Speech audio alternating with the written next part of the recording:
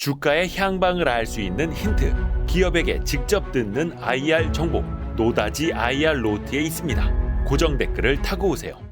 의정부에서 와주셨습니다. 네, 의정부 백병원 가정의학과 의사 양성관입니다. 네, 가정의학과 양성관 과장님. 네, 오늘 저희가 마약에 대해서 좀 다뤄볼 예정인데 네. 예전에 그 국립경상대 교수님이 나오셔서 백승만 교수님. 예, 백승만 교수님. 알고 계세요? 제 책 쓸 때 많이 참고한 교수님이시죠. 근데 그분이 이제 약학대니까 어떻게 보면 이제 전공이신데 실제 이제 현직에 계시는 의사분이 마약책을 쓰셨단 말이죠. 네. 네, 마약하는 마음, 마약 파는 사회. 그래서 이거 줄여서도 부르던데? 네, 마약마사라고. 마약마사. 네. 마약하는 마음, 마약 파는 사회. 네. 아니 어떻게 하다가 마약책까지 쓰시게 되셨어요? 사실 의사가 마약을 제일 많이 씁니다.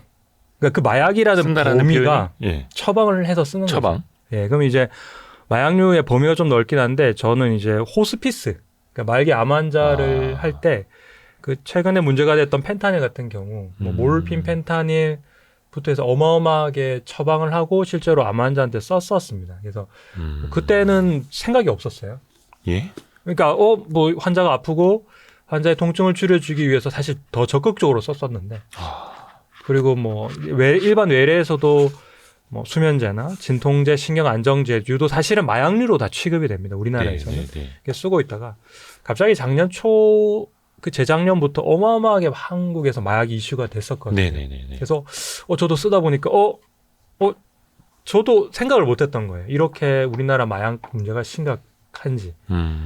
그래서 이제 그때서도 저도 아차해서 마약에 대해서 제가 일단 확실히 더 한번 알아볼 겸, 그리고 정말 어디까지 마약이 퍼져 있는지 알아볼 겸해서 국내외 자료, 뭐 환자 경험의 진료 경험에다가 국내외 뭐 모든 자료를 사실 구할 수 있는 건 다 구해서 쓰게 되었습니다.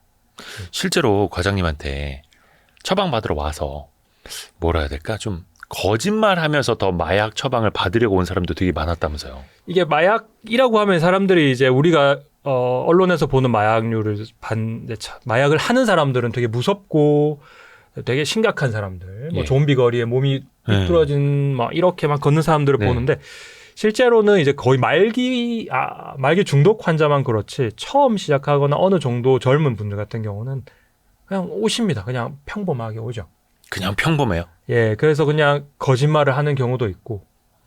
어떻게 거짓말하냐? 뭐 수면제 같은 경우는 내가 잘 먹고 있었는데 잃어버렸다. 이미 처방받은 게 있는데. 예. 물론 재환자인 경우도 있고. 아니면 다른 병원에서 처방받았는데 잊어버렸다. 왜 그걸 저희가 어떻게 알 수 있냐면 이게 처방을 하다 보면 딱 누르면 다른 병원에서 뭐 10일 전에 한 달치를 받아갔습니다가 뜨거든요. 전산에 다 나옵니다. 근데 환자분 뭐 A 의원에서 10일 전에 한 달치 약을 받아가지 않으셨나요? 라고 물으면 잊어버렸대요. 그렇게 정말 멀쩡하게 태연하게 거짓말을 하는 분들도 있고 아예 눈빛이 이제 완전히 흔들려가지고 뻘겋게 충혈된 다음 누가 봐도 물론 이제 전 의사니까 딱 보는 순간 이상한데 해서 오시는 분들도 꽤 있습니다. 그런 분들은 이제 주로 마약류에 포함된 다이어트 약 같은 경우는 이제 그런 분들이 종종 오게 되죠. 근데 이제 단골보다는 그런 분들이 돌아요, 병원을. 여기저기 돌아다니면서 여기서 약 타고 저기서 약 타고. 그래서 뚫린 병원을 찾는다 그러거든요. 속된 말로 우리가 담배 같은 경우 청소년한테 팔면 안 되는데 파는 그런 뭐 곳이 있으면 그쪽을 찾아가서 받는 것처럼 병원도 좀 그렇게 쇼핑을 엄청 많이 합니다. 그래서 한번 뚫리면은 계속 오기 때문에 그런 건 아예 그런 사람들끼리 공유가 돼요. 그럼 마약하는 사람들 사이에서 소문 나는 거네요. 그러니까 의사가 처방하는 약이 관해서 이제 그렇게 처방이 쉽게 되는 곳은 소문이 나서 그 병원만 계속 가게 되고요. 근데 그냥 막 돌아다니는 사람도 있어서 계속 거절하다 보면 대개는 안 오게 되는데 그래도 꽤 보게 됩니다. 외람된 질문인데요. 그럼 뭐 의사분들은 그렇게 마약류를 처방해주면 수익이 좀 많이 납니까? 잠시요. 처방료가 나 왜 이런 게 궁금하지? 초진이면 16,000원, 재진이면 12,000원 정도죠. 그게 끝이에요. 그 막 수익 때문에 저기 할 필요는 없는 거네요. 그거를 수익 때문에 하는 병원은 뭔가 심각한 문제가 있는 거죠. 아니 이 책을 보고 저는 또 그 충격을 먹었던 것 중에 하나가 어떤 여성분이 남자를 바꿔가면서 데리고 와서 마약을 타간다면서요. 예, 그분도 이제 왜냐하면 전산에서 자기 이름으로 타면 중복이 바로 뜨거든요. 네네. 그럼 의사가 당연히 안 줍니다. 네. 그럼 어떻게든 처방을 받아야 되거든요. 네네네. 그러면 1번 불법으로 구할 수가 있어요. 그러면 이제 어마어마하게 비싸요. 암거래니까. 그러니까 그런 약간의 그런 소규모 아주 극소수의 사람들이 자기 이름으로 처방을 받아서 그 약을 파는 거죠. 네네네. 정말 극소수가 있고 그거를 뭐 사건가 아니면은 뭐 다른 사람 이름을 명의 도용을 하는 거죠. 그런 경우가 종종 가끔씩 보게 됩니다. 사실은 뭐 의료진 같은 경우도 뭐 특정 간호조무사들이 환자의 이름으로 빌려서 처방을 하는 경우. 그러니까 의료진사에서는 조금 있는 편이고. 차명으로. 차명이죠. 근데 그런 사람 이제 특정 의료진은 환자 이름으로 처방을 받는 거고. 아예. 네네. 그러면 이제 무조건 불법이고 범죄죠. 네. 그게 안 되는 사람들은 이제 의사나 의료진은 가능하지만 일반인은 안 되지 않습니까? 그러다 보니까 뭐 차명을 빌려오기도 어머니 이름으로 타기도 하고 그런 경우가 종종 있습니다. 이 책에 보니까 어떤 여자분이 남자랑 데이트 해주고 그 남자 데리고 가서 그 남자 이름으로 약 타고 뭐 이런 경우도 있더라고요. 예, 가끔씩 있습니다. 참 별의별 일이 많습니다. 근데 지금 이제 우리나라가 더 이상 이제 마약 청정국이라는 표현 잘 안 쓰죠. 그 마약 청정국이 어디서 유래했는지는 사실 뭐 유엔 쪽에서 유래했는데 10만 명당 20명. 한국 기준에는 5천만 명이니까 10,000명이거든요. 네네네. 근데 이미 2015년에 11,000명을 넘은 이후로 한 번도 10,000명 이하로 떨어진 적이 없습니다. 그리고 작년 2023년 같은 경우는 27,000명인데 네네네. 그러면 과연 마약 잡힌 사람, 마약 관련해서 조사를 받거나 잡힌 사람만 27,000명이면 그럼 실제로 마약을 하는 사람은 얼마나 될까요? 그거를 계산하는 방법이 암수율이라고 해서 한 명당 안 잡힌 사람을 계산하는 공식인데 28배 정도를 곱하면 보자 2023년 기준 27,000명에 28배를 곱하면 한 70만 명 정도? 네. 그러면 우리나라로 따지면 1%가 넘고 뭐 제주도 전체 인구가 다 마약과 관련돼 있다라고 보는 거죠. 그래서 이미 마약 청정국은 뭐 10년 전에 끝났습니다. 근데 이제 그거에 보도가 좀 안 되고 최근 2, 3년 전부터 이제 연예인들이 마약을 하면서 언론에서 집중적으로 보도하면서 이슈화가 된 거지. 이미 10년 전부터는 한국은 더 이상 마약으로부터 안전한 나라가 아니었던 거죠. 특히 그 마약을 하는 사람들의 나이대가 점점 더 낮아지고 있다면서요. 젊어지고 있다면서요. 그게 예전에는 40, 50대가 한국은 메인이었습니다. 그러니까 뭐 아저씨들이라고 그러죠. 아저씨들이었는데 이제는 20대가 30대가 메인, 그러니까 1, 2위를 다투고 있고요. 10대도 엄청나게 늘었습니다. 그게 2013년 10년 전인데 10대가 마약을 해서 잡힌 경우가 58명이었는데 10년 후에 2023년에 벌써 1,400명. 그러니까 10년 동안에 이 20배, 28배까지 늘었고요. 전체 마약 사범은 2.8배 정도 늘었는데 핵심이 뭐다? 40, 50대가 아니라 20, 30대, 심지어 10대까지도 어마어마하게 는 게 가장 큰 문제인 거죠. 아니 왜 이렇게 젊은 층에서 많이 늘어나는 거예요? 그러니까 예전에는 이제 마약을 살 때는 손손거래, 어디를 개인 대면 거래죠. 만나서 돈을 주고 만나서 약을 받아서 손손거래라 그랬는데 이제는 그렇게 거래를 잘 안 합니다. 스마트해진 거죠. 그럼 어떻게 연락을 한다? 핸드폰으로 SNS를 통해서 연락을 하고 돈은 어떻게 보낸다? 비트코인. 물건을 또 어떻게 받는다? 택배로 받거든요. 그럼 결국 스마트폰으로 이 하나의 스마트폰으로 우리가 물건을 사는데 예전에 40, 50대들은 보다는 누가 훨씬 더 물건을 스마트폰으로 많이 살까요? 젊은 세대가. 특히 10대, 20대. 너무나 자연스럽게 핸드폰을 쓰고 SNS를 하는 사람들. 확실히 접근성이 높아진 거죠. 그러다 보니까 완전히 트렌드가 좀 바뀌었습니다. 그리고 그런 이제 접근성의 향상 플러스 최근에는 예전에는 이제 기존에 필로폰 중독자들이 계속했다면 최근에는 클럽 등에서 LSD나 대마초 최신 마약들 약간 유행처럼 번지고 있는 거죠. 약간 놀이 클럽에서 같이 들어오다 보니까 확실히 세대치가 훨씬 더 젊어졌고 또 더 자극적인 거를 찾는 뭐 흐름 같은 경우도 아무래도 같이 간다고 볼 수 있죠. 이거는 이제 우리나라만의 흐름은 아니고 전 세계적으로 확실히 젊은 층이 많아지고 그리고 접근성이 더 높아져서 전 세계적으로 마약 중독자와 노출이 점점 더 증가하고 있습니다. 손손 거래에서 이제는 그 속된 말로 던지기 쪽으로 가는 거고요. 네, 그렇죠. 비대면 거래로 가는 거죠. 근데 뭐 20대나 30대면 유학생 아니면 뭐 클럽에서 접하고 여기까지 좀 이해가 가는데 네. 중고등학생들도 마약을 한다면서요? 중고등학생들도 많이 하죠. 왜 10대가 이제 작년 2023년 잡힌 사람이 벌써 1,400명. 잡힌 것만. 그럼 안 잡힌 사람까지 하고 한 번 했던 친구들까지 포함하면 벌써 뭐 몇천 명, 몇만 명으로 확인이 되는 거죠. 아니 그럼 10대 애들은 마약을 어떻게 접하는 거예요? 똑같습니다.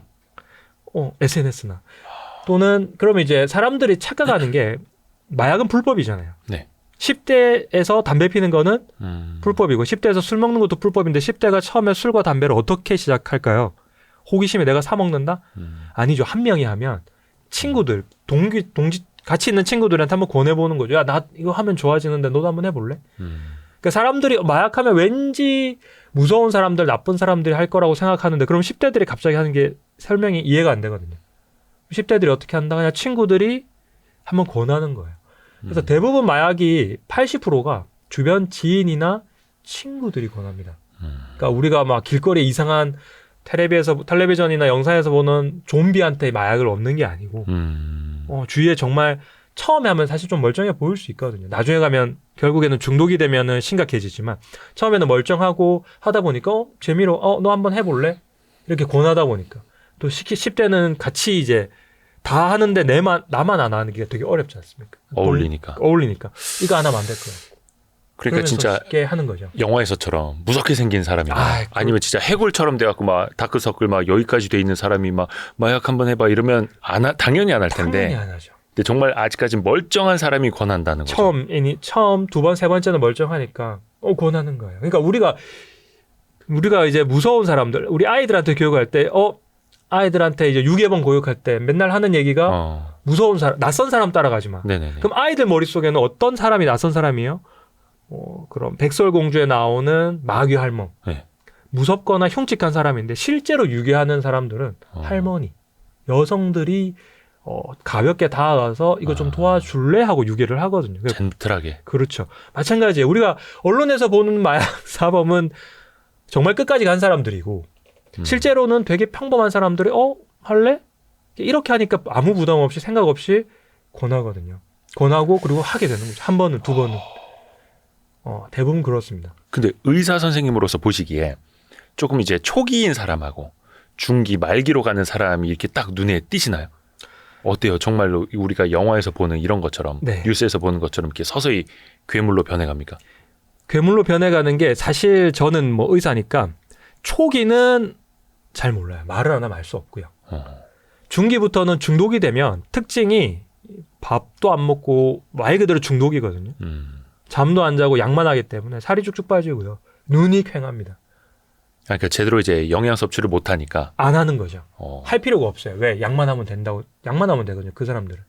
그러다 보면 뭐 알코올 중독자, 마약 중독자들은 특징이 있어요. 딱 들어오는 순간 뭔가 느낌이 오는 거죠.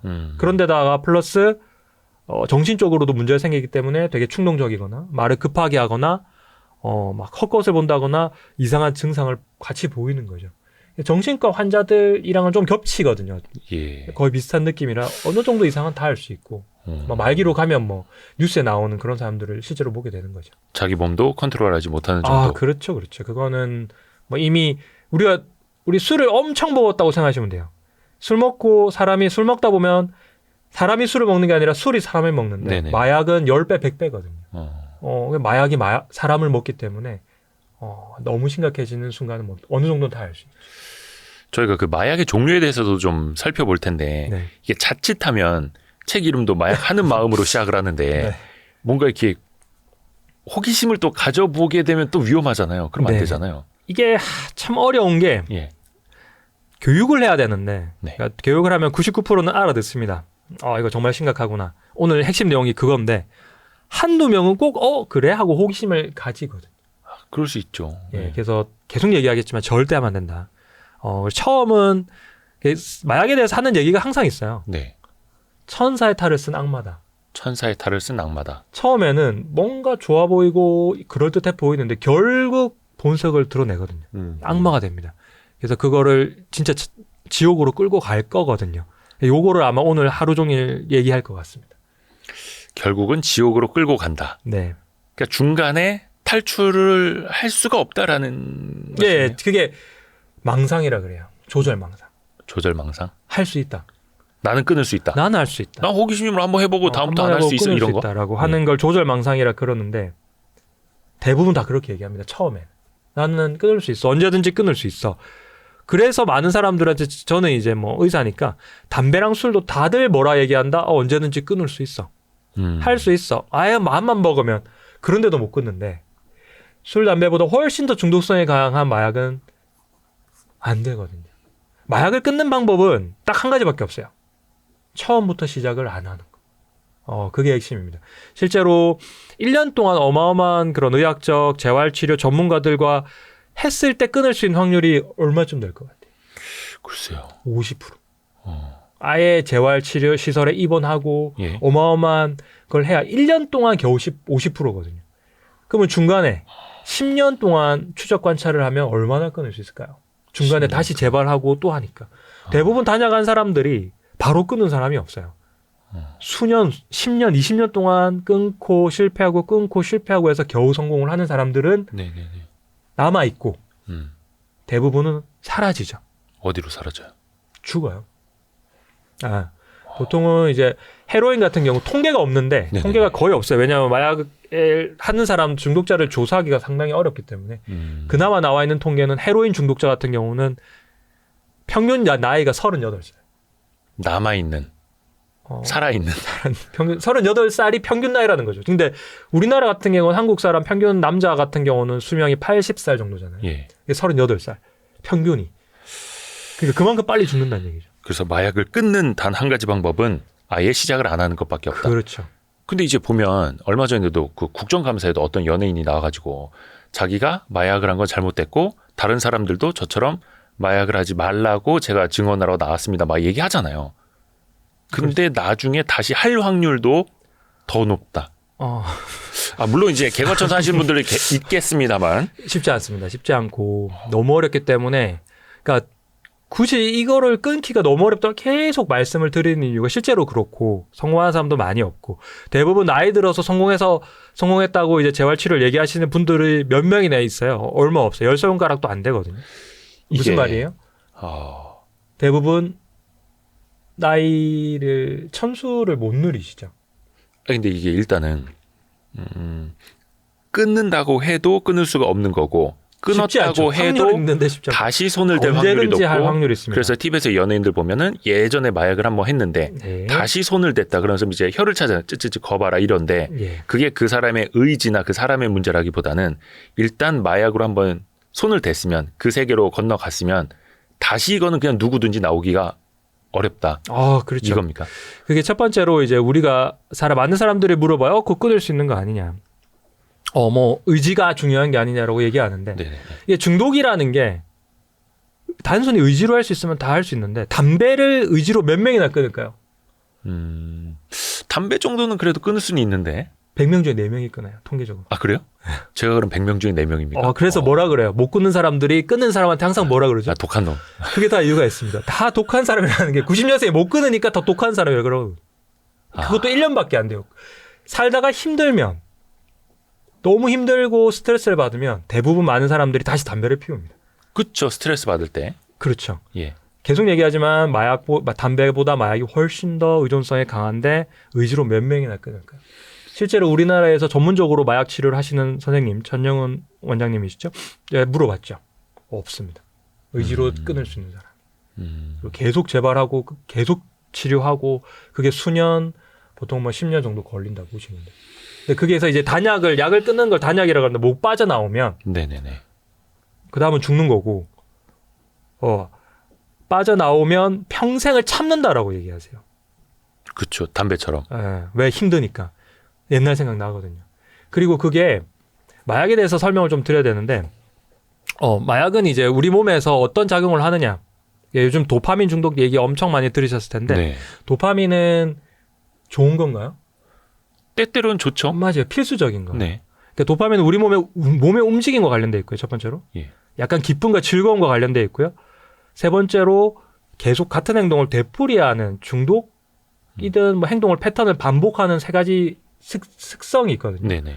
그래서 필요하고요. 근데 이제 그게 모자라면은 파킨슨 증후군처럼 동작이 이상해져. 몸 동작이 뻣뻣해지고 뚝뚝 이렇게 끊기거든요. 도파민이 너무 많이 나오면? 아니요. 끊기면. 아, 끊기면.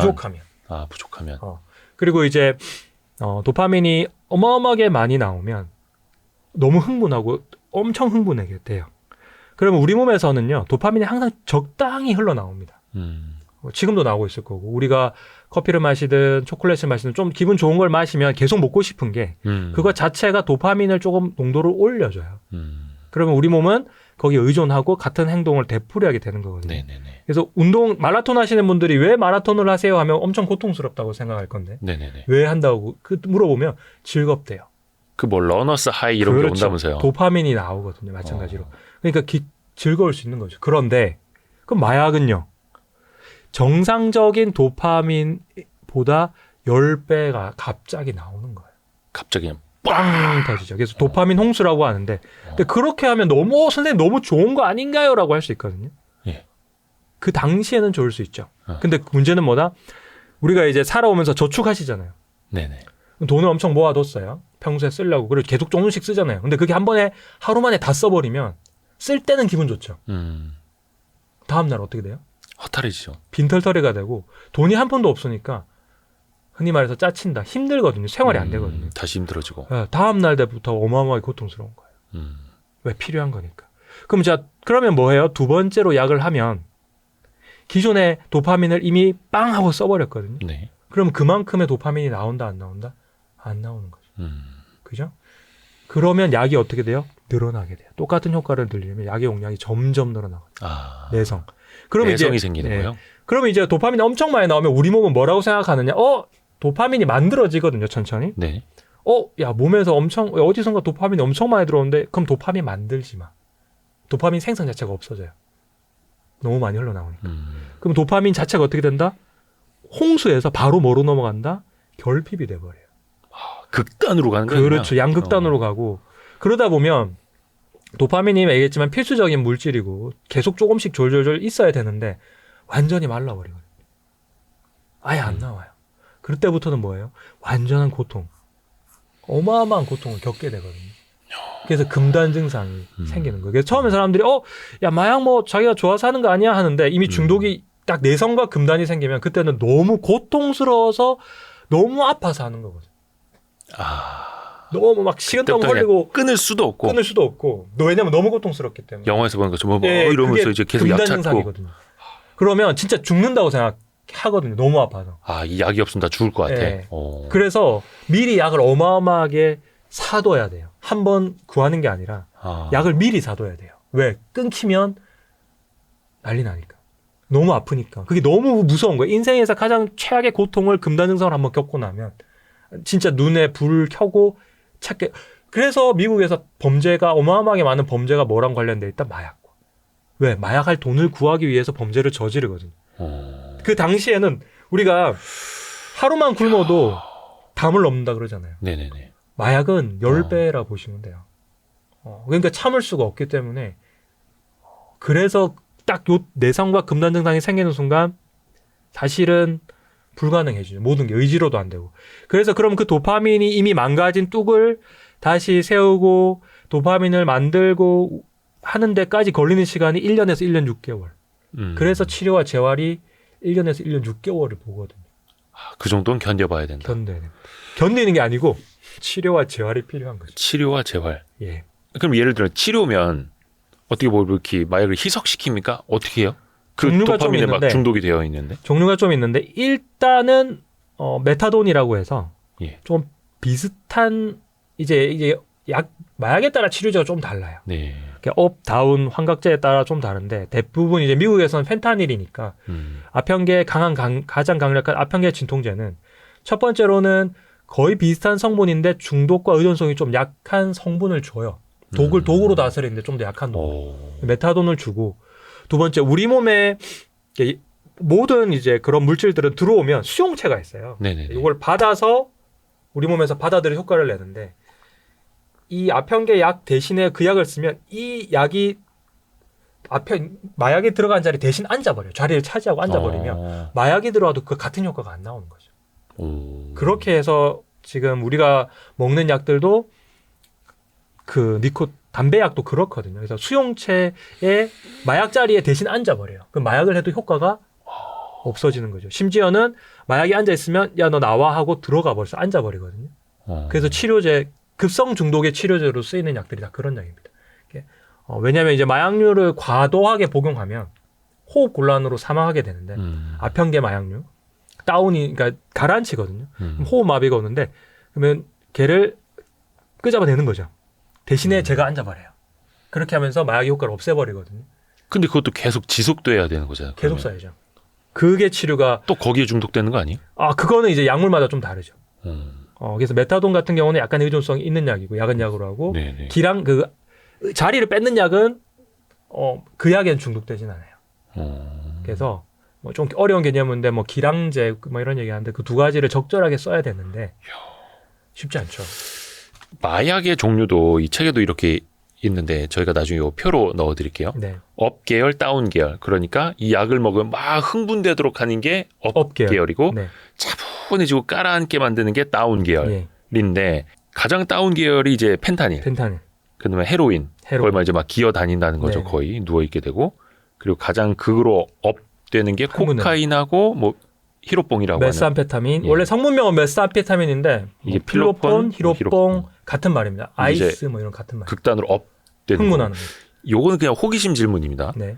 만약에 정말로 극단의 막 코카인, 필로폰을 이제 투약하는 사람한테 극다운을 시키는 헤로인이나 펜타닐을 줘버리면 어떻게 돼요?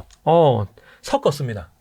이게 그럼 치료가 될 수 있어요? 안 되죠. 아니, 섞었으면 어떻게 되는 거예요? 이 사람은 그냥. 섞었으면 제가 생각해 볼게요. 이게 되게 쉬우면서도 어려운데 이게 기전이 조금 달라요.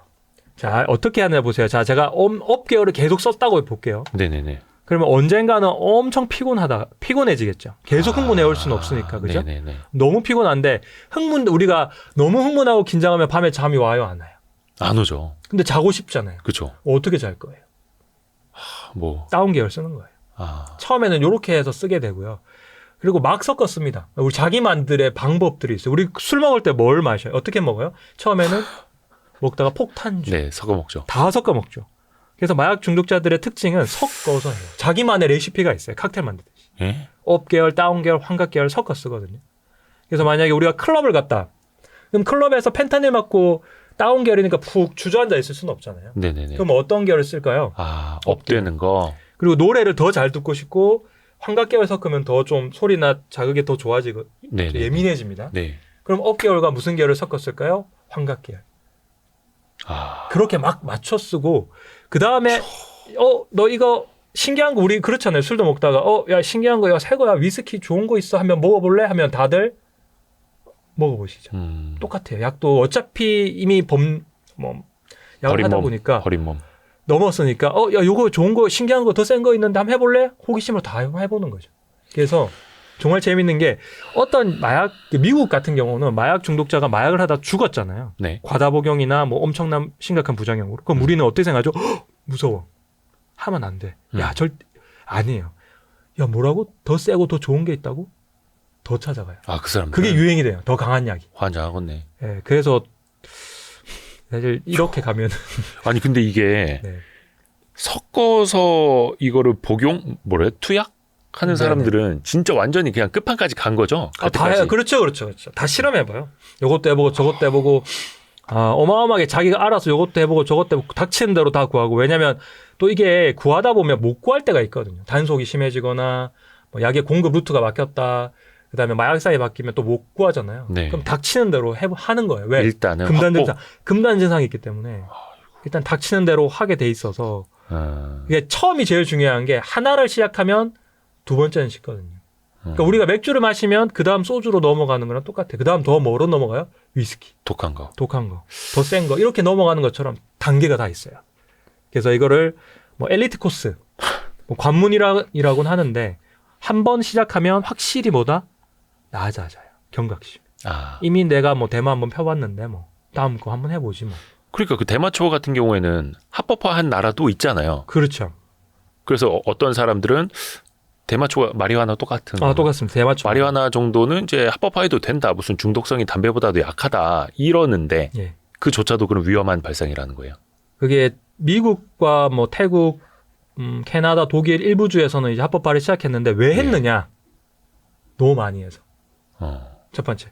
너무 많이 했는데 불법화로 하니까 컨트롤이 안 되는 거예요. 왜 다 잡아들일 수는 없잖아요. 그래서 이제 관리 한번 해보자. 차라리 비범죄화를 해서 해보자 했는데 안타깝지만 합법화된 가게에서 대마를 팔아야 되는데 합법화된 가게에서 더 강한 약들을 파는 거예요. 자, 대마보다 더 강한 거는 액상대마 10배짜리. 야, 이거 한번 해볼래? 더 강한 거 하고. 그게 좀 농축된 거. 야, 더 좋은 거 있어. 다 해보는 거예요. 더 펜타닐도 불법인 걸 막 파는 거죠. 더하기 합법화된 가게가 합법화되면 요즘 관리도 해도 비싸잖아요. 그 옆에 불법 노점상들에서 막 팔아요. 모든 종류의 마약. 그러니까 합법화해서 목적은 뭐다? 통제를 하고 조절을 하고 뭐 세금을 걷어서 양성화시키려고 했는데 실제로는 어떻게 됐다? 불법 거래가 더 많아지고 불법을 더 팔기 시작하고 온라인으로도 팔고 비대면으로 팔고 미성년자한테까지 팔게 된 거죠. 그래서 지금 미국 뭐 뉴욕주 같은 경우 원래 합법화가 60개 가게 해줬는데 네네네. 1,400개까지 불법인 거죠. 그러니까 통제를 계속 얘기하지만 조절망상이 마약을 하는 사람만 조절망상이 있는 게 아니고 정치인들, 관료들도 조절망상이 있거든요. 내가 통제하거나 컨트롤하거나 이거를 양성화해서 좀 올바른 방향으로 이끌 수 있다라고 착각하는데 마약은 그게 안 되는 거죠.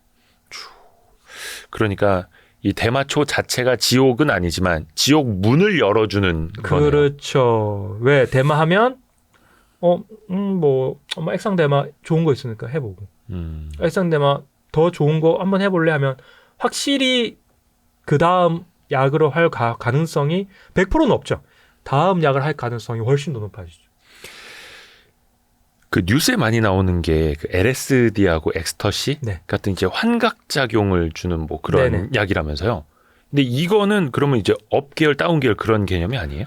조금 이게 환각 계열, 업 계열, 다운 계열은 좀 복잡하긴 한데 약간 이게 어차피 궁극적으로 마지막으로 가면 환각, 환청을 느끼긴 하는데 네. 가장 핵심적 우리가 이 약을 하면서 뭘 기대하느냐로 따지면은 LSD랑 엑스터시는 환각 계열입니다. 그러면 이게 환각을 느껴본 적이 없으시잖아요. 아니 근데 제가 잘 몰라서 그러는데 네. 코카인이나 필로폰도 환각이 오는 거 아니에요? 할 때 올 수는 있죠. 근데 네. 메인이 우리가 원하는 건 뭐다?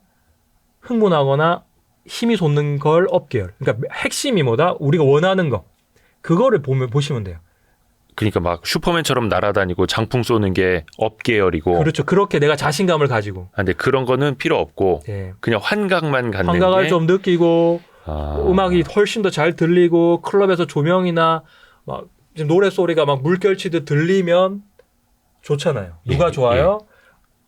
영감을 얻는 음악가들, 예술가들이 주로 환각 계열을 찾는 게 대마초도 약간 환각 계열에 가깝거든요. 네네네. 그래서 좀 목적에 따라 다르죠. 그래서 영감을 얻기 위해서 또는 예술가들이 주로 뭘 많이 한다? 환각 계열을 많이 하죠. 엑스터시, LSD, 대마 같은 경우. 1960년대, 70년대 히피 또는 유명한 그런 미국의 기타리스트 엄청 많죠. 그러니까 책에서도 봤는데 네.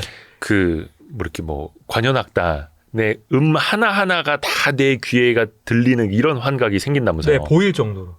내 몸 자체가 악기가 되고 내 몸 자체가 스피커가 된 느낌. 음악을 귀로 듣는 게 아니라 온몸으로 흡수하는 느낌. 그러니까 소리를 볼 수 있고 볼 수 있고. 그러니까 음악에 색깔을 입힐 수 있고 막 이런. 네, 색깔이 보이는 거죠. 음악이 보이는 거죠. 그러다 보니까 영감을 얻기 위해서 많은 사람들이 했었고. 근데 이제 그거는 결국 문제가 되는 거죠. 왜? 정상적인 방법이 아니니까. 근데 이게 다 합성이에요? 화학 합성? 합성과 화학은 이제 결국 원재료가 네. 천연물질, 풀이나 아니면은 버섯이나 네. 이러면은 합성물질이라고 그 천연물질이고 네네네. 아니면 아예 그냥 공장에서 화학적으로 만들면 화학물질이라 그러거든요. 네네네. 그럼 이상하잖아요. 그러면 왜 코카인은 코카잎에서 따서 그거를 농축시켜서 만들까요? 코카인과 똑같은 화학 구조로 만들 수 있으면은 됩니다. 근데 그렇게 하려니까 코카인은 너무 비싼 거예요. 네네. 똑같은 구조로 만드는. 그것보다는 뭐가 싸다? 코카잎을 따서 만드는 게 싸고. LSD 같은 경우는 천연 물질로는 없고 아예 없어서 만들고.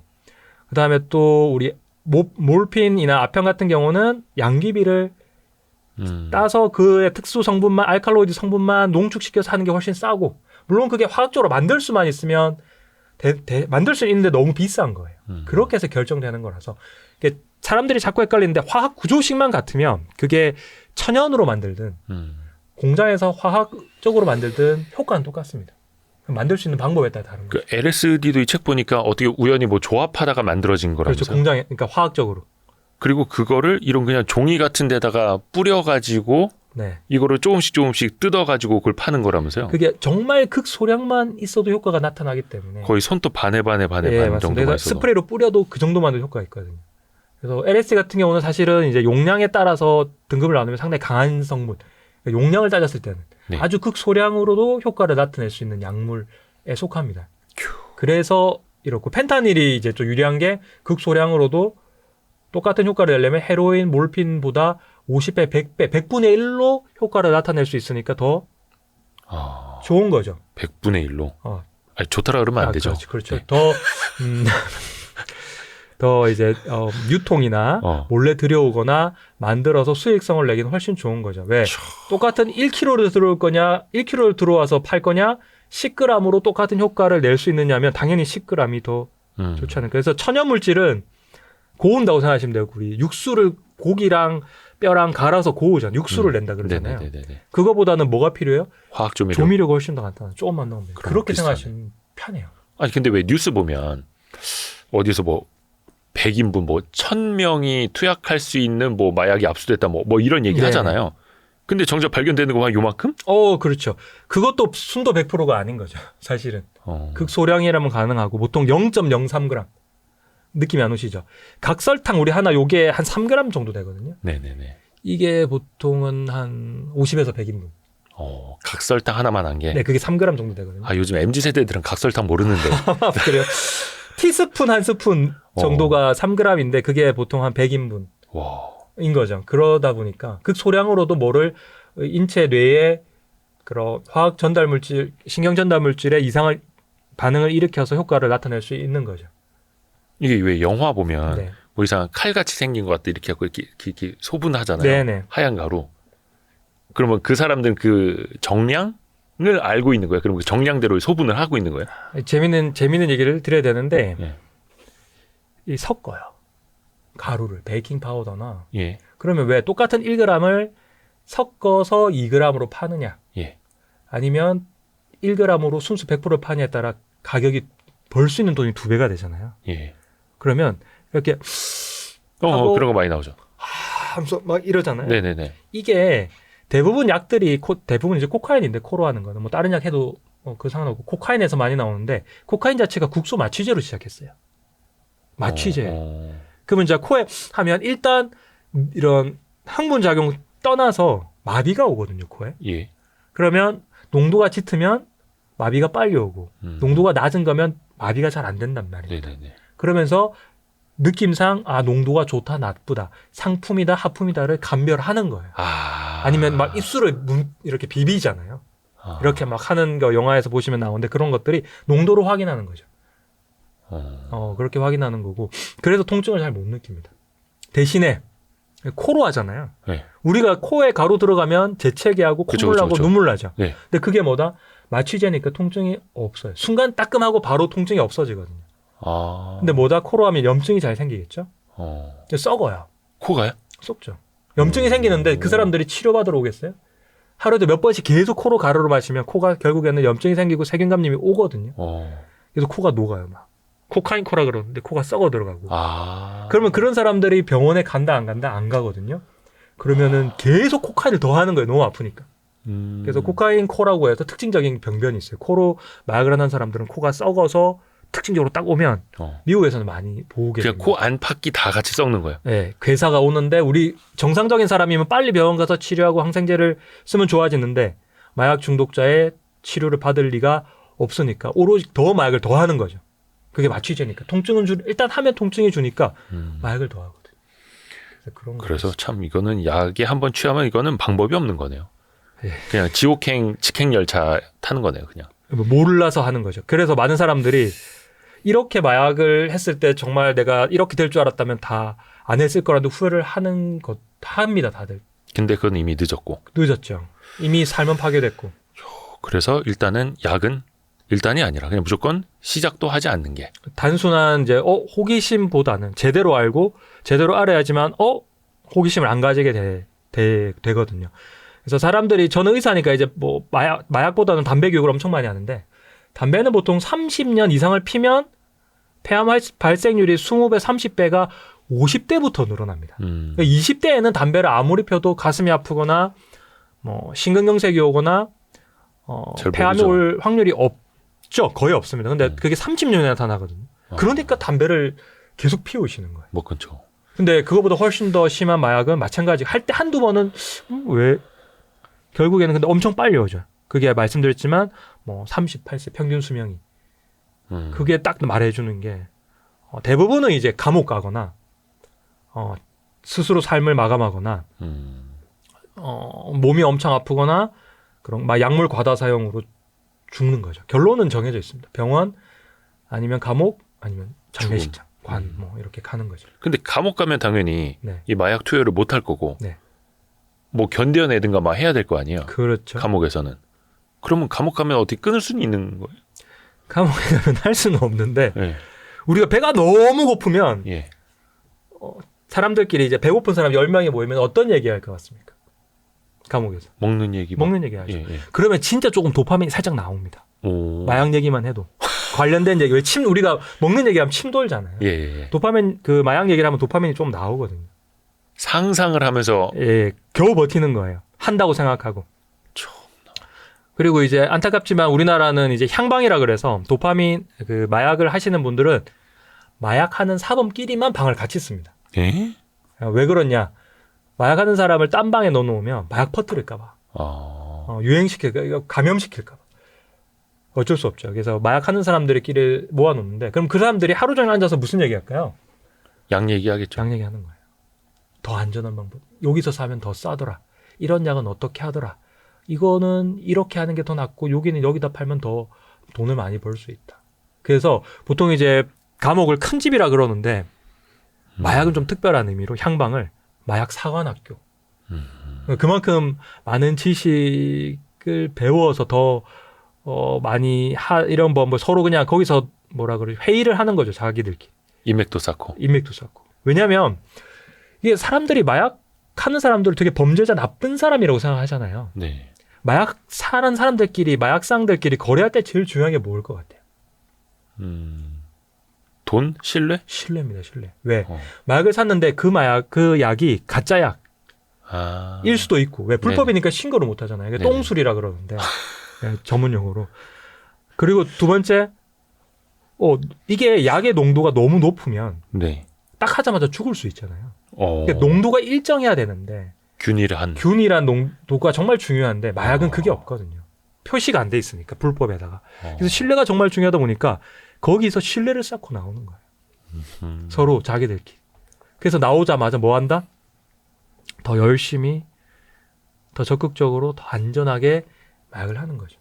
다만 물론 그러면 안 되고. 네, 그런 일들이. 근데 참 안타까운 게 그러면 따로 할 수도 없고 따로 이제 수감을 따로 독방에 할 수도 없고 왜 돈이 어마어마하게 드니까 가둬놓는 것도 사실은 막연한 해결책도 아니고 그리고 마약을 하면 정상적인 생활이 안 되거든요. 네. 직장도 못 다니고 돈도 엄청 필요하죠. 그럼 내가 마약을 끊겠다고 하지만 딱 나오자마자 마음이 너무 힘들어. 그럼 또 마약을 찾게 되고 마약을 끊고자 해도 돈이 없잖아요. 뭐가 제일 좋아요? 돈 벌기 제일 좋아요. 마약 관련된 일을 하면서 돈을 버는 거죠. 그렇죠. 그렇게 돼서 마약 배달을 한다든지 뭐. 그러다가 점점 몸 망가지고 나이 들고 감옥 많이 가다 보면 더 정상적인 생활 복귀가 힘들어지고 그러다 보면 결국에는 마약을 하다가 죽거나 마약 뭐 하다가 죽는다는 게 범죄를 일으켜서 죽을 수도 있고 미국 같은 경우는 뭐 어마어마하게 많겠죠. 한국은 좀 적고 아니면 마약 중독. 왜냐하면 이제 우리가 술을 먹다 보면 술 계속 마시다 보면 필름 끊기지만 계속 마시잖아요. 그럼 다음날 깨면서 기억이 안 났다 하잖아요. 예, 블랙아웃이라 그러는데 네네네. 마약은 블랙아웃 오면 죽어요. 아 그래요? 호흡마비. 아니면 업계열은 이제 심근경색. 왜? 과도하게 흥분하니까 심장이 못 견뎌서 심근경색이나 심장마비, 심부전으로 죽고 다운 계열은 계속 하다 보면 이게 억제니까 호흡 억제 많이 오거든요. 호흡 억제로 죽고. 그렇게 돼서 그리고 만약에 내가 정말 맨정신이고 정신을 차렸고 새 삶을 살려 그러는데 이미 나이는 40, 50대에 범죄 뭐 관련 전과는 어마어마하게 많고 가족들 다 떠나고 주위에 친구도 아무도 없어. 마지막으로 딱 한 번 하는 거죠. 그 왜 뉴스 보면 경찰 수사 단계에서 그 제모를 다 해버렸다. 그래서 보통 이제 뭐 머리카락이라든지 털 같은 거 뽑아가지고 이렇게 검사하지 않습니까? 아니면 소변 검사? 네. 근데 어떤 연예인이나 뭐 운동선수는 제모를 했다 아니면 염색, 탈색을 했다. 그래서 뭐 이게 검출이 잘 안 됐다 그러잖아요. 그게 어떻게 통하나요? 제가 죄송합니다. 제가 왜 웃겨가지고 왜냐면 왜 웃었냐면 사람들이 제가 머리 없다고 마약책 써가지고 댓글이 맨날 달려요. 일부러 의사 마약 일부러 이런 얘기 사실은 전문가인데. 네, 제가 말씀드리면 눈썹은 있습니다. 눈썹도 있고 다리들은 뭐 나머지 분들 털 많은데 보여줄 수도 없고 여기만 없고 제가 웃긴 거 아니에요? 죄송합니다. 오해하시면 안 돼요. 수염도 엄청 많은데 이게 사실은 뭐 저는 이제 마약 검사 많이 하는데 요즘에 많이 하기 때문에 이걸 찍어요 소변에. 잠시만요. 이거 찍으면은 이게 무슨 진단 키트 같은 거예요? 네, 그러면은 여기 보면 뭐 필로폰, 코카인, 대마, LSD, 엑스터시, 그다음에 몰핀까지 바로 잡힙니다. 하자마자 보통 한 뭐 10분, 20분 독감 키트랑 거의 비슷합니다. 대신에 이제 눈금이 훨씬 많죠. 각각에다가 코카인 이렇게 딱딱딱 감별하는 거거든요. 그래서 소변을 담아서 이거를 딱 찍으면 소변이 이렇게 타고 올라가다가 약을 하면 표시가 딱 두 줄이 생깁니다. 코로나 검사하는 똑같아요. 것처럼. 네, 똑같습니다. 이건데 단점이 뭐냐? 소변으로 배출되는 거는 대개는 일주일 정도 봅니다. 그러니까 한 달 전에 하면 이걸로는 안 걸리는 거죠. 네네네. 그럼 이제 뭐가 남았다? 이제 털인 거죠. 털은 이제 6개월에서 1년 정도까지가 한 거는 나옵니다. 그러면 이제 막 연예인들이 막 탈색했다 뭐 하는데요. 몸에 있는 모든 털이 가능하기 때문에 손톱까지 가능하거든요. 그게 뭐 크로마토그래피라고 해서 특수 화학적인 방법 처리를 해서 물질을 뽑아내는 건데 손톱도 가능합니다. 그래서 좀 쉽지는 않고요. 그러면 선생님 저 사람은 100% 마약을 했는데 왜 마약의 음성인가요? 검사에서 모든 검사에서 안 나왔을까요? 라고 하면 디자이너 드럭이라고 신약이 있어요. 디자이너 드럭이라고 그래서 이게 원래는 이제 도핑 그 운동선수들이 도핑을 피하기 위해서 약을 교묘하게 바꾼 겁니다. 그러면 검출이 안 돼요. 현대기술로는. 그러니까 현대기술이 아니고 지금까지 그러니까 이게 어떻게 하냐면 우리가 마약을 검사할 때 뭐 100가지 보통 몇백 가지 검사 항목을 정해 놓습니다. 그럼 우리 쉽게 말하면 말은 잡아내요. 아시겠죠? 말을 잡아낼 수 있어요. 검사로. 그럼 우리가 말을 딱 잡아내면 그럼 이제 새롭게 마약을 만드는 사람들이 말에 색칠을 합니다. 얼룩말로 만들어 버리는 거죠. 그럼 이거는 통과가 돼요. 이해되셨죠? 그러면 주로 이제 미국에서 야 이거 이상한데 하다가 야 그러면 알아내는 거죠. 얼룩말로 바꿨대 얘들이 화학 구조로 바꾸거든요. 그러면 이제 그 다음 번은 또 뭘로 한다? 또 말에다가 색칠을 또 다른 걸로 해버리는 거예요. 그래서 바꿀 수가 있어요. 그래서 디자이너 드럭인데 그걸 디자이너 드럭이라고 하는데 전문적 용어로 우리나라는 좀 적은 편이 거의 없는 편인데 미국에서는 계속 이렇게 쫓겨요. 새로운 약이 나오고 놓쳤다가 또 새롭게 그 약을 잡아내는 방법을 발견하고 그러면 또 마약상들이 또 검출 안 되는 약을 만들어내고 왜? 수요가 항상 있거든요. 새로운 약이 나오죠. 그게 더 강한 약도 만들어내지만 검출이 안 되는 약도 만들어냅니다. 그렇게 영원한 싸움이죠. 근데 그거를 또 속된 말로 이제 약쟁이들은 다 알 거 아니에요, 이제. 최신 약 소문이 도니까요.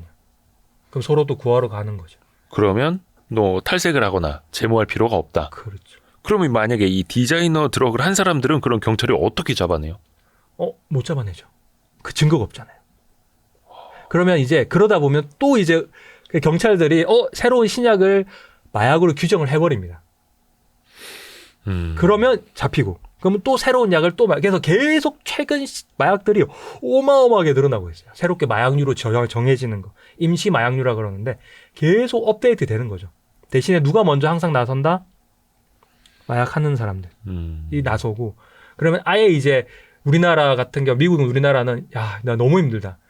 말은 그냥 얼룩말이든 그냥 말이든 상관없이 그냥 말은 다 마약류로 또 정해버리고 그러면 이제 조랑말 나오고 이렇게 계속 업데이트를 사실은 합니다. 근데 우리나라는 훨씬 적고요. 왜냐? 그 약을 이제 마약상들이 우리나라에서 유통시키는 것보다 미국에서 유통시키는 게 훨씬 편하니까. 그래서 아직은 우리나라는 그렇게 많이는 안 들어왔는데 미국에서는 상당히 많이 발전을 하고 나가고 있죠. 그래서 마약상들이 정말 똑똑하고요. 철저한 비즈니스라고 생각하시면 좀 편해요. 우리가 생각하는 마약상들은 되게 범죄 같지만 철저한 비즈니스. 근데 그 디자이너 드럭은 훨씬 더 비싸겠네요. 그러면. 그렇죠. 야, 근데 또 이런 것도 알려지면 또 사람들이 이런 걸 또 찾을까봐 또 걱정인데 어찌됐든 간에 그것도 지옥문 열고 지옥행 직행 열차 타는 건 똑같은 거라는 거죠. 죽음으로써 이제 마감할 수밖에 없다라는 그것도 빠르게.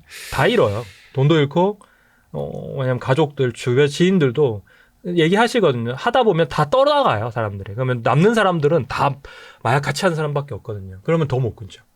주변에. 그래서 보니까 부모가 마약에 중독된 사람은 자녀도 마약 중독될 확률이 굉장히 높아진다고요. 이게 유전인지 환경인지가 참 이제 부모가 걸려 있으면 참 어려운데요. 왜? 부모가 어렸을 때부터 하니까 계속 노출이 되니까 환경이라고 볼 수도 있고. 그렇죠. 부모가 하니까 그런 유전적인 성향도 있다라고 봐지긴 하거든요. 확실히 충동적인 성격. 우리가 욱 하거나 에이 한번 해보는 사람들 자체가 마약에 할 확률이 높죠. 왜? 범죄랑 똑같기 때문에. 그럼 범죄를 어떤 사람들이 더 많이 저지를까요? 욱 하는 사람들. 충동적인 사람들이 많이 하게 되고 아무래도 주위에서 하다 보면 당연히 나도 하기 쉬운데 그게 제일 먼저 동료 이전에 부모가 제일 많이 하죠. 그래서 대표적인 사람이 그 아이언맨의 로버트 다우어 주니어 같은 경우는 아버지가 영화 감독이었고 어머니는 영화 배우였는데 그러다 보니까 자기도 당연히 어렸을 때부터 영화 배우가 됐고 아버지가 집에서 맨날 마약하니까 6살, 7살 때부터 술 먹고 마려안하고 왜 집에 술병이 굴러다니니까 호기심에 마시고 잖아요. 그래서 마약 중독자가 됐고 그러다 보니까 자기 아들까지 코카인 소지로 또 잡혔거든요. 그러니까 3대가 마약을 한 거죠. 그런데 다 똑같이 뭐 한다? 영화계 종사를 하는 거죠. 그래서 부모가 사실 그러니까 환경이 제일 중요한 게 누가 하면 구하기도 쉽고 그래서 사실 마약은 전염병이라고 생각하시면 편해요. 왜? 전염되니까. 옆 사람한테 퍼져나가거든요. 그렇습니다. 수면 내시경 같은 거 하면 그 잠을 재워주는 것도 하나의 약이잖아요. 그렇죠. 한동안에 그거 이제 뭐 프로포폴을 쓰는 데가 있었고 또 요즘엔 프로포폴을 거의 잘 안 쓰죠. 많이 씁니다. 많이 쓰나요? 많이 씁니다. 이게 사람들이 잘 모르는데요. 그러니까 우리가 내시경뿐만 아니라 이제 수술할 때 마취제 쓰잖아요. 마취제 종류가 케타민, 프로포폴, 미다졸람 이 이제 사람을 재우는 약이 있고 그다음에 이게 사람을 재워도 목에 이물감이 들어가면 왜 구역질 엄청 하잖아요. 그러면 이제 그거를 위해서 근위환제를 쓰거든요. 근위환제는 마약류는 아니고요. 대신에 이거는 사람이 아예 못 움직이게 만들어요. 근위환제를 쓰면. 그래서 이건 아니고 사람을 재우는 약이 이제 그런 약들이 있는데 프로포폴은 의학적으로 봐서 그러니까 수면 내시경이나 할 때는 엄청 좋습니다. 왜? 빨리 효과가 나타나고 바로 깨거든요. 근데 반대로 이제 미다졸람 같은 경우는 좀 늦게 깨고 늦게 약의 효과가 나타나고 좀 늦게 깹니다. 아시겠죠? 보통 수면 내시경 하면 제가 시간 재봤는데 한 15분, 20분 안에 깨우더라고요. 그럼 이제 막 더 자고 싶은데 피곤해 죽겠는데 막 깨우고 나가라고 하니까 되게 좀 고통스럽더라고요. 그러면 그 프로포폴은 아니었던 거예요? 미다졸람이 되게 시간대로 보면 프로포폴일 가능성이 좀 있고 미다졸람 좀 더 길거든요. 근데 그게 환각제 같은 경우나 약은 또 사람마다 좀 반응이 다릅니다. 어떤 사람은 되게 좋을 수 있고 굿트립이라 그러는데 어떤 사람은 되게 불쾌할 수 있거든요. 배드트립. 그래서 환각제 같은 경우는 그런데 대개는 이제 그거를 해서 많은 사람들 중에서 주로 이제 문제가 된 사람들이 여자 연예인들이 이제 어마어마하게 2010년대 초반에 문제가 됐었는데, 그렇죠. 확률입니다. 사실은 확률인데 그건 좀 확률이 낮은데 어떤 사람은 딱 하고 나니까 또 대개는 저도 한번 해봤었는데 20대 후반에 예. 저도 내싱하면서 딱 재봤는데 12분 걸렸더라고요. 그리고 쟀어요. 숫자를 세는 거죠. 왜 들어가는 게 보이니까 네네. 의사니까 아니까 또 1, 2, 12 딱 눈 떴는데 12분이 지난 거예요. 그러니까 1초가 12분이었던 거예요. 10위까지는 샜는데 예. 10위까지 세고 눈을 딱 떴는데 12분, 15분이 지난 거예요. 아니 그 12까지 세셨다는 게 더 신기한데요? 저는 거의 한 5초 만에 잡는데. 사람 잘 보셔야죠. 저는 그래 사람마다 좀 다른데 효과는 딱 나타났는데 12분이 저는 한 몇 시간 지난 줄 알았어요. 그러니까, 뭐지? 약간 이런 느낌이었거든요. 근데 사람마다 그런 되게 잠을 못 자는 불면증, 우울증, 불안이 있는 사람들이 그렇게 12분 타니까 2시 근데 몇 시간 잔 것 같은 느끼니까 너무 개운한 거예요. 선생님 너무 잘 잤는데. 개운한데요? 더 주실래요? 이렇게 해서 문제가 됐었거든요. 그럼 우리는 내시경 1년이나 2년에 한 번씩 하다 보니까 접할 기회가 없는데, 그리고 그거 막기 위해서 내시경 하겠어요? 할 일이 없는데, 예. 여자애들은 이제 피부 미용 성형을 할 때 아프고 따끔거리니까 그걸로 해서 재우거든요. 그러니까 어떤 연예인도 그 프로포폴 때문에 경찰 수사를 받게 됐는데 자기 피부과 다니느라고 어쩔 수 없이 그랬다 이렇게 항변하고. 사실은 알 수는 없는데 처음에는 그렇게 접했을 가능성이 있기는. 물론 아예 처음부터 그런 지인들이 야 이거 자면 엄청 개운하고 편해 해서 할 수도 있고, 처음에 그냥 우연히 미용 시술을 받았는데 너무 개운해서 받았을 수도 있죠. 두 가지인데, 근데 그렇게 하다 보니까 그런 약간의 문제가 있는, 정신적으로 불안하고 스트레스를 받는 사람들이 의존을 하게 된 거죠. 너무 개운하니까. 그래서 보면은 100번 이렇게 받으셨더라고요. 그래서 그거는 다 그런 건 아니고요. 일부에서는 그럴 수 있고, 아무래도 우리나라는 또 의료 접근성이 제일 높아서 워낙 많이 하다 보니까 그런 소수의 경우가 생깁니다. 근데 프로포폴도 똑같이 중독이 되는 거예요? 이거는 정말 못 견디게 계속 하게 되는 거예요? 그 정도까지는 이게 강도가 있는데 약, 중, 강으로 보면 약하다고는 약한 쪽으로. 중독은 좀 약하고. 그럼 오히려 프로포폴을 100번, 200번 했다라는 건 본인 의지로 갔다는 거네요. 근데 그게 참 이게 좀 애매모호합니다. 경계가 명확치가 않습니다. 그래서 어떤 사람들은 의존성은 좀 적다라고는 하지만 확실히는 소수에게서 의존성이 생기는 걸로. 왜냐하면 100번이나 하고 문제가 돼도 계속 하니까. 그리고 또 이제 프로포폴에서 또 다른 약을 하시는 분들도 상당히 많고요. 약간 대마초처럼 또 하나의 그냥 지옥문이 되는 거예요. 그렇게 그거 열고 들어가는. 맞습니다. 그렇게 해서 문제가 좀 많이 되고 있습니다. 그리고 이제 프로포폴은 위험한 게, 미다졸람 같은 경우는 늦게 좀 시간이 많이 걸리고 늦게 깨지만, 호흡 마비가 오면 약을 쓰면 바로 깨거든요. 뭔가 조금 해독제 같은 걸로. 해독제가 있는데 프로포폴은 해독제가 없어서 이게 너무 심해서 호흡 마비가 오면 기관 삽관을 하고 인공호흡을 해야 됩니다. 그래야 깨기 때문에 그 프로포폴을 맞다가 죽는 경우는 대부분 예기치 못한 호흡곤란이 왔을 경우거든요. 그런 경우가 좀 있어서 주의하셔야 됩니다. 항상 위험이 있어요. 모든 약은 효과 플러스 위험이 같이 있기 때문에 꼭 하셔야 되고 하시면 안 됩니다. 근데 모든 건 이제 호기심으로 시작이 되는데, 그러니까 저도 그래서 한번 몇 년 전에 건강검진할 때 물어봤거든요. 혹시 프로포폴 쓰시느냐? 근데 아니라고. 의사마다 좀 달라요. 성향이. 그래서 약간 좀 실망했습니다.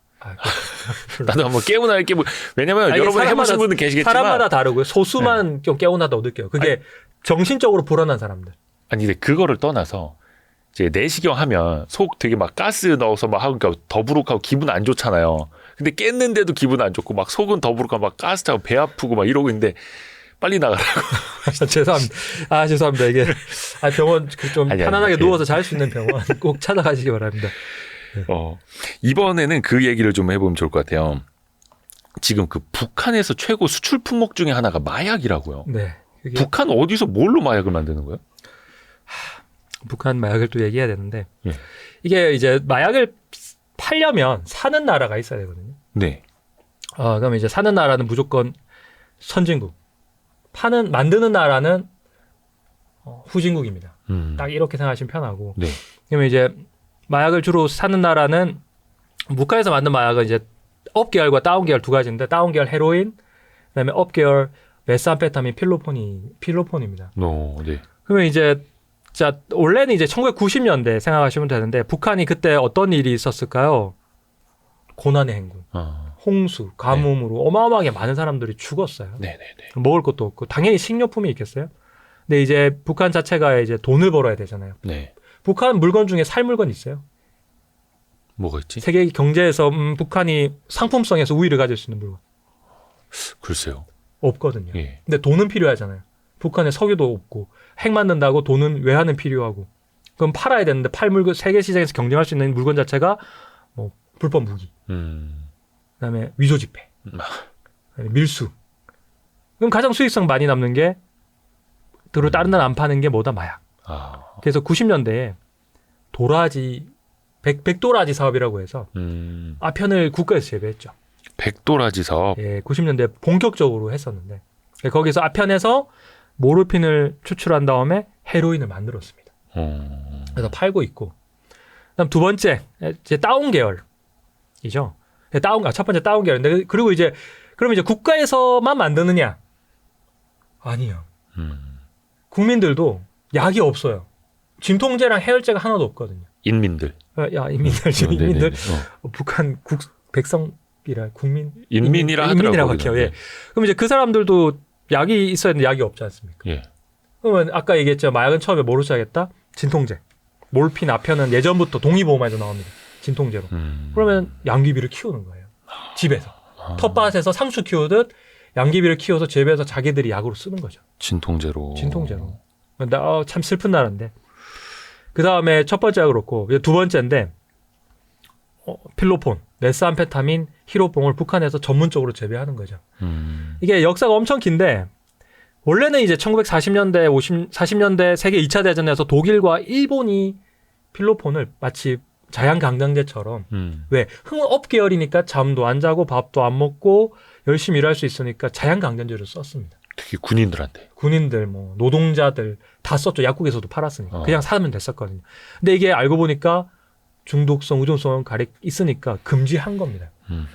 근데 이제 일본에서 계속 이미 중독된 사람들이 계속 수요가 생기거든요. 근데 정부에서 계속 단속을 합니다. 그럼 어디서 만들까요? 국가의 그 나라에서 못 만드는 거예요. 왜? 단속이 심하니까, 선진국이니까. 네네네. 못 사는 나라에서 만들어서 사오면 되는 겁니다. 일종의 생산비가 낮은 곳에서. 그렇죠. 그러니까 지금 우리나라 같은 경우는 점점 더 환경 오염을 많이 시키고 위험한 거는 다 외주를 주는 것처럼 외주를 주는 거예요. 그러면 우리 일본보다 못 사는 나라가 어디죠? 바로 이웃 나라인 한국. 그게 한 몇 년도죠? 60, 70년도. 네. 그럼 이제 우리나라는 원료를 사옵니다. 대만이나 홍콩에서 원료를 사와서 부산에서 왜 일본에 수출하기가 밀수하기 좋으니까 부산에서 가공을 해서 파는 거죠. 일본에. 그러면 이제 처음에는 일본에 있던 생산자들이 만드는 사람들이 교수라고 그럽니다. 전문용어로. 교수들이 우리나라에 와서 만들어서 팔았고. 그럼 이제 우리나라도 어느 정도 선진국 대열에 들어서고 1980년대. 그리고 아시안게임, 올림픽 있었잖아요. 1980. 그러면서 세계에서 이제 위상이 높아지는데 마약을 만들어 파는 나라다. 부끄럽지 않습니까? 정부에서 미친 듯이 단속을 하는 거예요. 생산을 단속하는 거죠. 그러면 그 사람들이 우리나라에서 이제 한국인들이 마약을 만드는 히로뽕, 메스암페타민을 만든 사람들이 일단 일본이 먼저 막았거든요. 왜? 밀수는 막기 쉽거든요. 네. 통관을 엄격하니까 그 약을 어디서 푼다? 국내 시장에 푼 거예요. 부산을 중심으로. 그래서 모든 마약은 어디서 시작했다? 우리나라의 그런 필로폰 관련된 마약은 다 어디서 시작했다? 부산에서 일본의 단속이 심하니까 팔리지 못한 약을 국내에 풀었습니다. 그래서 마약 관련된 영화의 배경이 부산이 많은 거예요? 부산이죠. 부산에서 왜 일본을 밀수출하기 좋고. 그게 다 이제 필로폰. 그래서 우리나라의 필로폰이 시작되었고요. 80년대. 그때 또 전두환 정부가 1982년에 통금 해제. 네. 밤에 유흥문화. 그럼 지금 대부분 마약을 어디서 한다? 클럽, 유흥주점에서 하니까 딱 그쪽으로 가거든요. 80년대 어마어마한 한국에서 히로뽕의 시대, 뽕의 시대가 1980년대 열렸고. 그러면 우리나라도 큰일 났네? 단속을 엄청나게 합니다. 네. 그러면 결국 우리나라에서 마약을 만드는 사람들이 어디로 갈까요? 중국. 인재 유출인 거죠. 철저히 비즈니스적으로만 얘기하면 90년대는 중국에서 만듭니다. 제조기지가. 그럼 제조기지가 90년대 중국이니까 이제 중국도 똑같죠. 92년도에 중국과 한국과 교류가 시작하면서 중국에서 밀수하기가 너무 좋아진 거예요. 교류가 되니까. 그래서 중국으로 건너간 거예요. 인건비도 싸고. 가격도 싸지고. 예. 그럼 이제 중국에서도 이제 난리가 나죠. 2000년대부터 중국도 갑자기 야 이상한데 왜 마약 이렇게 많이 만들지? 단속. 만든 사람 사양. 그럼 이제 중국에서 마약을 만든 사람들 물론 이제 한국 사람이 먼저 건너갔겠죠. 중국에서 퍼뜨리면 이제 중국 사람들이 마약을 배웠는데 어디로 갈까요? 동남아시아. 왜? 더 못 사니까. 동남아시아로 가서 지금 2010년대는 동남아시아가 필로폰의 경우는 거의 핵심 생산지고. 그럼 이제 북한이 나오는 거죠.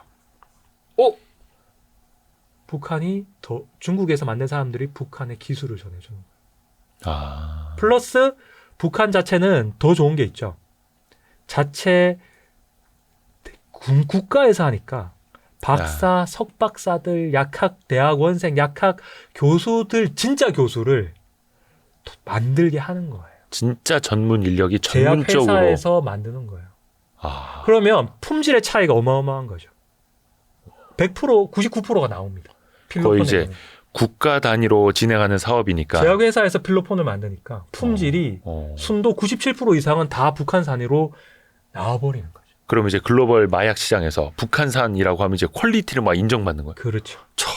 그렇게 인정을 받았는데 이제 또 이제 타다 보니까 북한도 이제 섞는 거죠. 또 요즘에는 조금 돈을 더 많이 벌려고 섞다 보니까 요즘에는 인기가 그래도 좀 줄었고. 함량 줄이고 막. 예, 함량 줄이고 맞습니다. 불순물 섞고 이러다 보니 줄었는데 2010년도 최고의 마약은 필로폰 같은 경우는 북한산이었죠. 북한제가 왔다다 막 이랬던 거예요. 그래서 우리나라 교수, 그러니까 다른 나라에서는 97% 이상 남는데 97에서 99% 순도가 나오면 그냥 다 이건 북한산이다. 그럼 북한은 어떻게 판다? 국가에서 또 파는 거죠. 근데 규모가 커요. 킬로그램 단위가 뭐 몇백 킬로를 파니까 어떻게 판다? 아예 직접적으로 범죄 조직과 왜 개인으로 팔 수는 없으니까 너무 규모가 크거든요. 야쿠자, 일본 야쿠자, 그다음에 북한, 중국, 한국 유통 경로가 이렇게 삼각으로 흘러 들어오는 거죠. 그러니까 이게 가장 가난한 나라에서 가장 잘 사는 나라로 흘러오는 구조가 마약의 유통 구조입니다. 그래서 북한은 어차피 불법이라 불법 제품만 파는 거죠. 불법 무기 팔고 불법 마약 팔고 금괴 밀수하고 위조 지폐 팔고. 대단합니다. 근데 그게 또 세계에서 또 인정을 받았다는 게 씁쓸하기도 하고. 네, 원래 그렇습니다. 그 우리나라에서는 그런 이야기 하지 않습니까? 이제 마약이 앞부분에서도 이제 젊은이들이 많이 할 정도로 많이 싸졌다라고 하는데 위험 비용이라고 예를 들어서 한 번 마약에 잘못 손댔다가 바로 징역 한 20년, 30년 하면 그래도 못하는 사람들이 많을 텐데 이제는 마약을 접하기도 쉬워져, 마약도 싸, 잡혀봐야 뭐 솜방망이 처벌, 특히 이제 초범이고 막 반성하고 뉘우치고 이러면 또 이제 경감되고 막 이러잖아요. 네. 이거를 이제 확실히 뿌리째 뽑아야 되는데 이게 가능할까요, 국가적으로? 이게 마약에서 성공한 나라는 중국이 이제 1900년대 아편 전쟁 이후로 전 국민의 뭐 5%에서 10%가 아편을 했었는데 공산당이 1950년대 집권하면서 어마어마하게 줄었고요. 단속을 세게 해서. 단속 정도가 아니죠. 그럼요. 뭐 인권 이런 건 없죠. 그다음에 이제 일본 같은 경우도 이제 94년도 잠시만 제가 한번 봐야 되는데. 네. 84년도에 이제 24,000명 마약 사범이었는데 2021년에는 14,000명 정도로 줄었거든요. 20년, 30년, 40년 정도. 그리고 줄을 수 있는 나라가 이제 조세 보면 한 그 두 가지 나라밖에 없습니다. 그럼 어떻게 했다? 인권이 없어요.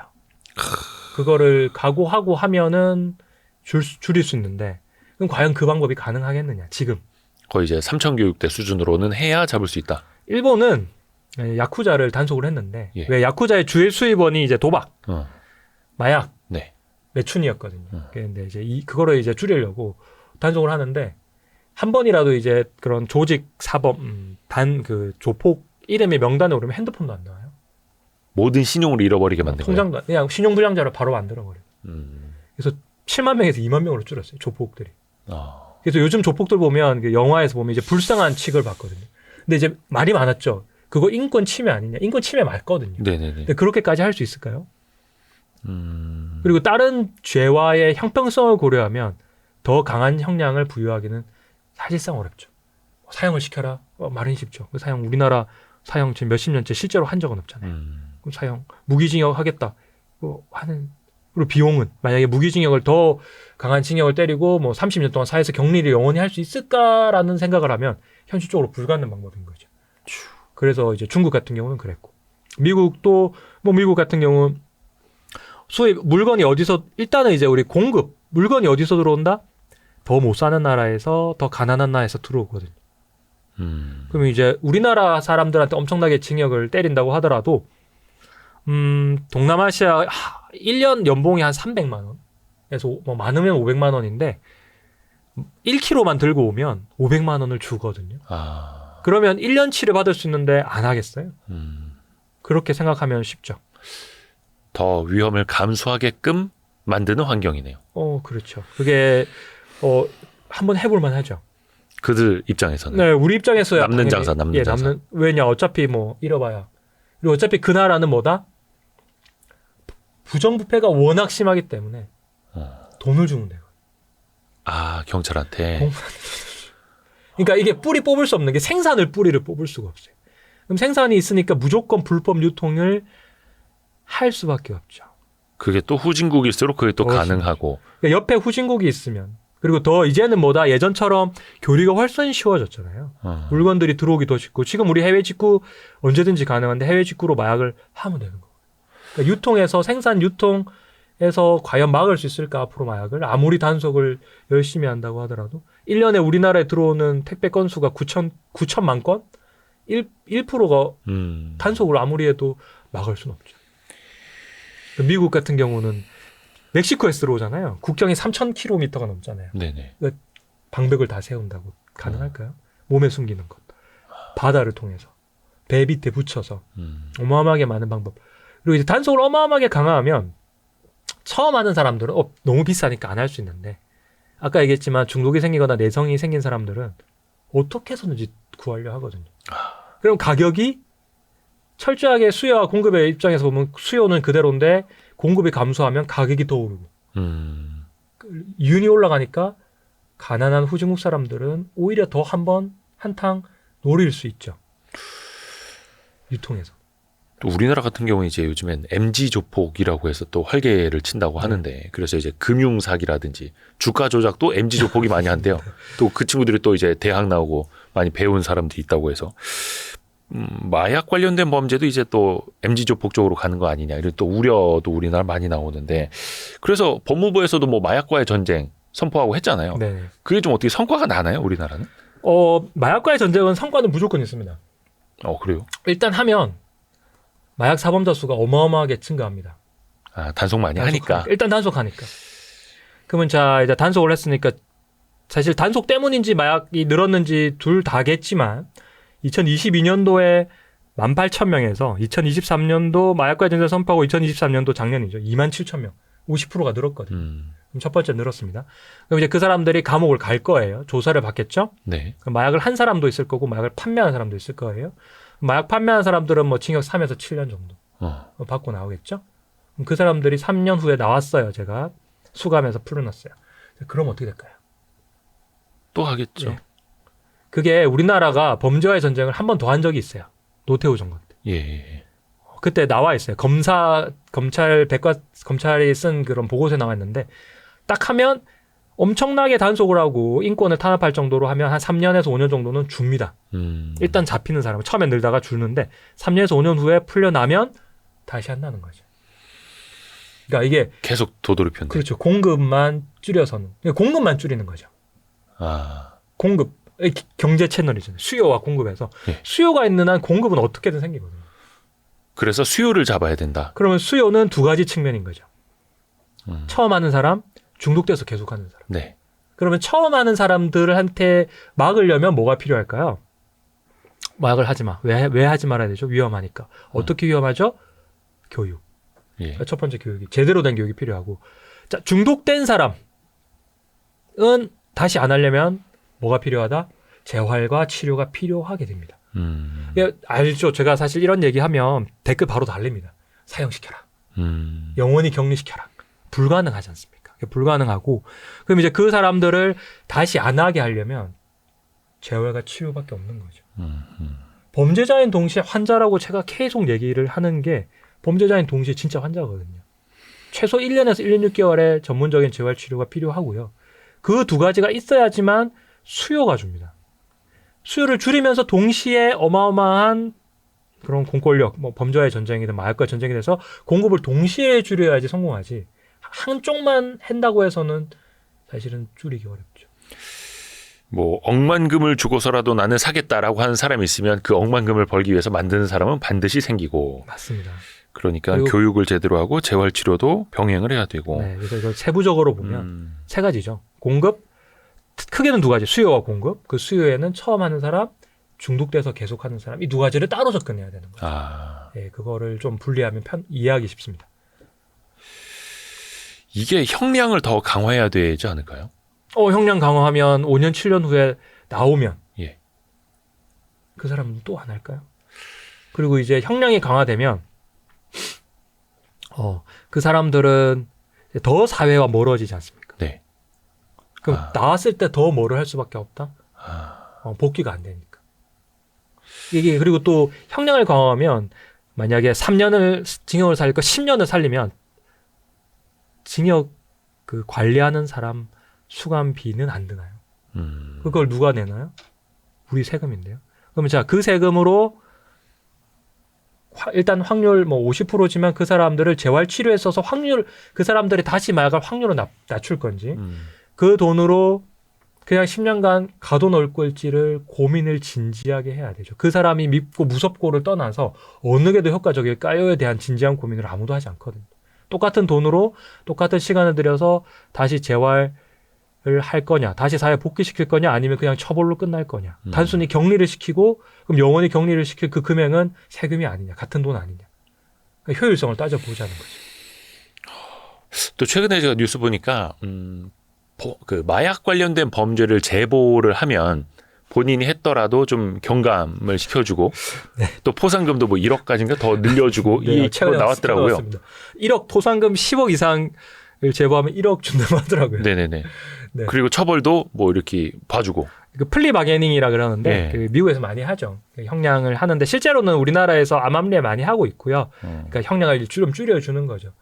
그러니까 그게 철저하게 뭐다 단속 유지의 정책인데. 어디 큰 몸통을 잡으려고. 예, 왜냐면은 이제 예전에서는 이제 거래를 할 때 돈 주고 물건 받고 하니까 천장을 덮치면 우리 영화에서 보면 사람도 잡고 돈도 잡고 물건도 잡는데 네네네. 이제는 SNS로 연락해서 물건을 택배로 받고 돈을 비트코인으로 보내니까 한 명을 잡더라 하더라도 다른 사람, 물건 보낸 사람 또는 뭐 거래 이걸 동시에 줄줄이 엮기가 정말 어렵거든요.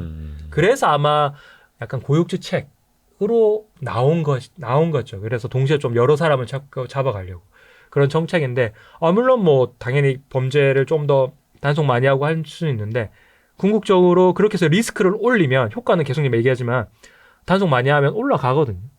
효과는 있고 실제로 좀 줄일 수는 있는데 궁극적으로는 완전한 방법은 아니다.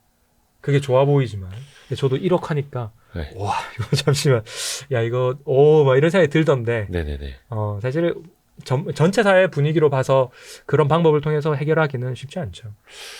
근본적인 방법은 그러면은 아까 말씀해 주셨던 일단 시작부터 못하게 만들고 그렇죠. 교육을 해서 그리고 일단은 한번 어쩔 수 없이 걸려들었다면 하고 있는 계속해서 사람들은 재활 치료가 가능하게 단속은 계속해야겠죠. 그런데 앞으로 이때까지 네.